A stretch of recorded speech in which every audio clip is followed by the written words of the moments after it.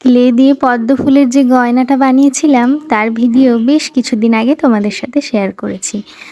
যেভাবে কালার করেছি সবটাই তোমাদের সাথে দেখিয়েছি। তো এরই মধ্যেই অনেকেই আমাকে কমেন্ট করেছো যে কিভাবে এটা বানিয়েছো আমাদের সাথে অবশ্যই কিন্তু শেয়ার করো। তাই ভাবলাম কিছুটা অংশ যখন ভিডিও করাই আছে তোমাদের সাথে আর দেরি না করে ঝটপট শেয়ার করে ফেলি। তবে এই ভিডিওটা শেয়ার করতে করতে তোমাদের সাথে কিছু কথা বলি চলো।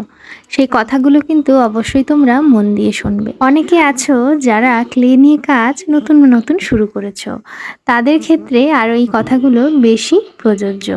তারা যখনই কোনো গয়না বানাতে যাও ভেবে পাও না হয়তো যে এটা কিভাবে করলে সুবিধা হবে বা কেমনভাবে করলে দেখতে সুন্দর হবে। তো সেখানে আমি সবার প্রথমে বলবো যে কোনো কাজ করার আগে সেই কাজটাকে কিন্তু খুব ভালোবাসতে হবে। আর ধরো তোমরা ভাবছো কোনো কিছু ফুল নিয়ে কাজ করতে, সেই ফুলটা অরিজিনালি কেমন দেখতে সেটা কিন্তু তোমরা আগে খুব ভালোভাবে খেয়াল করবে।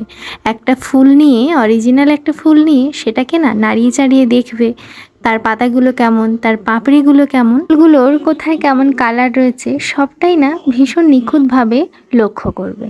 কেন বললাম জানো তো, এই যে আমরা চোখে যা দেখছি সামনে, সেই সামনের দেখাটুকুকে যদি ভীষণ ভালোভাবে নিজের মনের মধ্যে গেঁথে নিতে পারি তাহলে কিন্তু আমাদের সেই কাজটা করতে খুব সুবিধে হবে।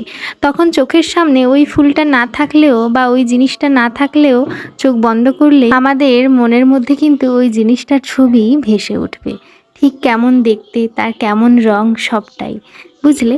তবে কিন্তু তোমাদের সামনে জিনিসটা না থাকলেও ওইটা নিয়ে কাজ করতে তোমাদের খুব সুবিধা হবে।